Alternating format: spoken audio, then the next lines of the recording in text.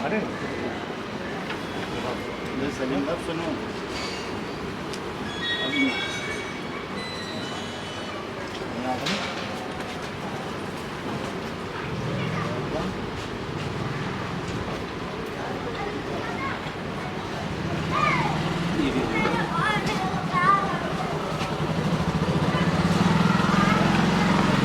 भाई आगे कार्रवाई कुछ बढ़ी है। इस मामले को देख रही हैं तो क्या कुछ सामने आ रहा है आपको आके क्या लग रहा है? क्योंकि मामला कहीं ना कहीं कुछ लोग कुछ बताते हैं कुछ बताते हैं क्या होगा पूरा? देखिए मैं शुरू दिन से इस मामले में हूँ और जो मैंने इस केस में देखा है कि इस केस को ना मैंने देखा है कि इसको ना दबाया जा रहा है।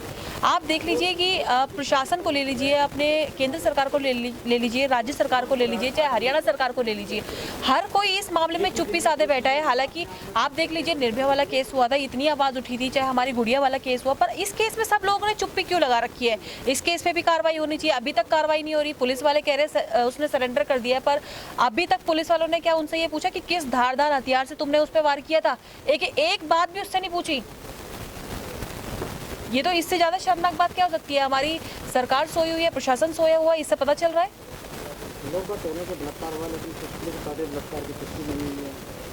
देखिए मेरे को जो लगता है कि बलात्कार हुआ है, क्योंकि अगर बलात्कार नहीं हुआ होता है तो उसके प्राइवेट पार्ट को इतनी बुरी तरह जख्मी क्यों किया? उसके जो ब्रेस्ट है उसको क्यों काट दिया गया? इंटरनल पार्ट में मतलब इतने ज़्यादा बुरी तरह जख्मी किया गया है, 50 बार पूरी बॉडी में चाकू घोंपे गए हैं। इससे क्या समझ आ रहा है? आप समझ जाइए ना, मतलब ये मर्डर भी है और रेप भी है, साफ पता चल रहा है। पर वही वाली बात है, पुलिस वाले सोए हुए और हमारी सरकार सोई हुई है।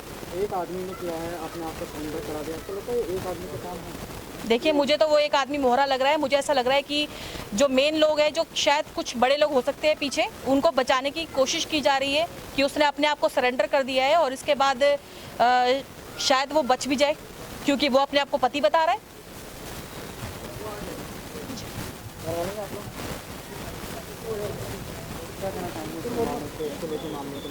मैं अगर वो अपने आप को पति बता रहा है तो उसका सबूत भी तो हमें दे कि हमें तसल्ली हो जाए।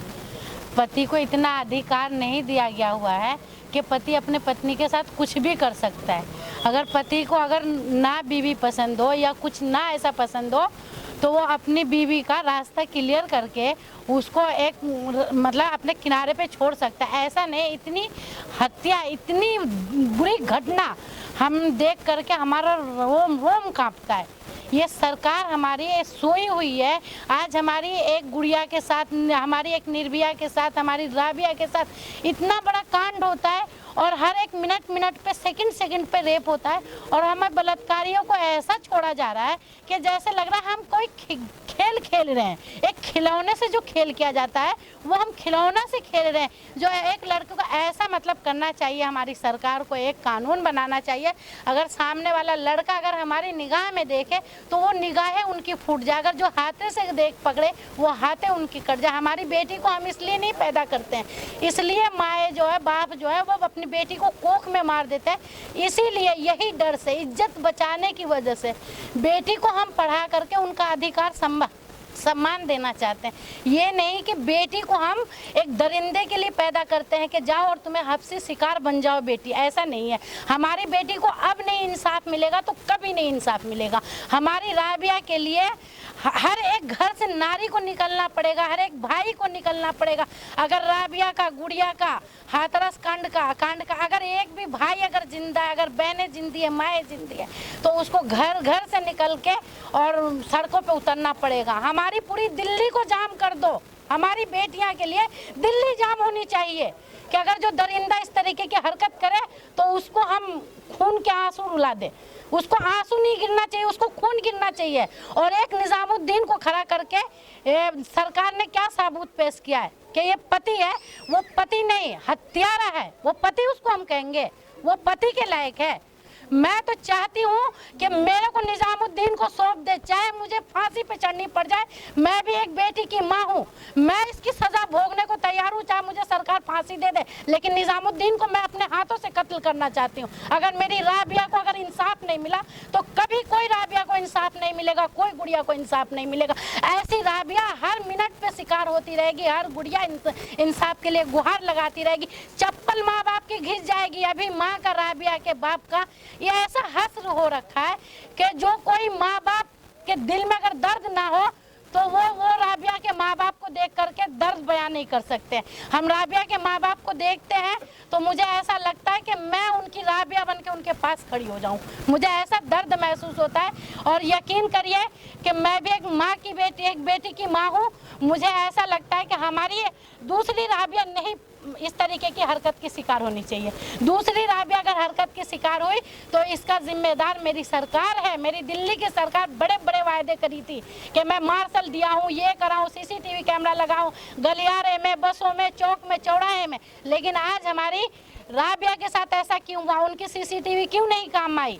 उनके सीसीटीवी, उनके बस में सीसीटीवी कैमरे लगे हुए क्यों नहीं काम आ रहे? आज सारे सबूत मिटा दिए गए, क्यों नहीं काम आ रहे? मैं अपनी राबिया के लिए बहुत सरकार से मैं शर्मिंदगी महसूस करती हूँ कि मैं इस देश में रह रही हूँ और मेरे इस देश में मेरी बेटी को इंसाफ नहीं मिल रहा है। ऐसी सरकार, माँ है, बहन है, बीवी है, सब बेटी बनती है, कोई मर्द नहीं बनता है। और बेटी का अगर सम्मान नहीं करोगे तो देश में सम्मान कभी नहीं पैदा होगा। मैं ये केजरीवाल सरकार से और मोदी सरकार दोनों से कहना चाहती हूँ कि मेरी बेटी को सम्मान राबिया को मिलना चाहिए और ऐसी दूसरी राबिया नहीं पैदा हो तो ज़्यादा अच्छा है। नहीं सरकार के हलक से खींच लाएंगे उनकी आवाज़ को। मैं इतना ही कहना चाहूँगी। मैं तो इतना कहना चाहती हूँ राबिया को इंसाफ मिले, इंसाफ मिले। किसी राज्य ने कोई कुछ नहीं कहा, किसी ने कुछ नहीं करा, सब ये बातें दबाई गई हैं। सब कहता फलाना ये वो फलाना है, कुछ नहीं हुआ। वो एक सीधी सादी अच्छी लड़की थी। जैसे वो राबिया उनकी बेटी हो, उनकी बेटी नहीं हो, हमारी बेटी है पहले। वो सारी जगत की बेटी है, संसार की बेटी है। जो इनका अत्याचार किया ये अच्छा नहीं किया। एक का हाथ नहीं है, एक को तो सब मोहरा बनाया, मोहरा नहीं बनाया, सबका हाथ है। बल्कि सबका हाथ है, जहाँ ये नौकरी करती है और जितने भी अफसर है उनका सबका हाथ है।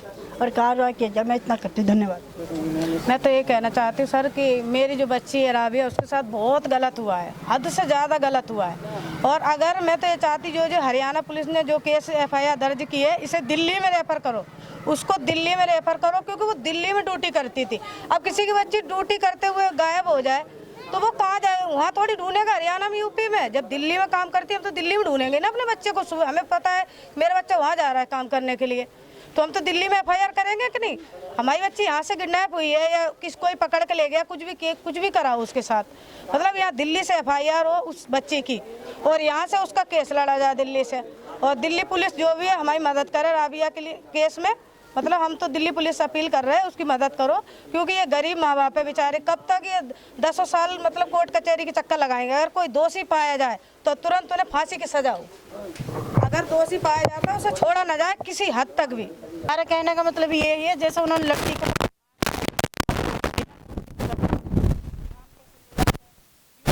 मारा है, ऐसे जिन्होंने मारा 3-4 जनों काम है, एक ने नहीं मारा है, उन्हें भी ऐसे कत्ल करा जाए। उन्हें और 2-4 साल नहीं, 2-4 महीने के अंदर चौराहे पे खड़े करके और वैसे ही काटो, ऐसे एक अंक उनके भी काटो, तड़पा तो उनको भी ऐसे काट के मारो जैसे उन्होंने लड़की को मारा है। आज जब पुलिस में काम करने वाली लड़की मर सकती है तो हमारी तुम्हारी लड़कियों का क्या हाल है? हमारा तुम्हारा वो तो सब पता है। वो ये नहीं आज वो मरी है तो कल हमारा हम पे नंबर नहीं आएगा, सब पे ही आ सकता है। तो इसलिए सब सामने आओ और इन गरीबों का साथ दो। और ये जो मीडिया नहीं दिखा रही कुछ भी, और जो और कोई मर जाओ उसे सबको दिखाते हैं, सिद्धार्थ शुक्ला को दिखाते हैं 8-8 दिन, सबको दिखाते हैं कि ये बिटिया मरी, इसके कुछ वो नहीं था। ये भी तो अपने देश की बेटी है, कोई बाहर से थोड़ी ना आई है। तो इसके लिए कोई दिल्ली सरकार या मोदी सरकार कुछ नहीं करेगी, इसके लिए भी तो करना चाहिए। हमारे चैनल को सब्सक्राइब कर बेल आइकन जरूर प्रेस करें हमारी न्यू वीडियोस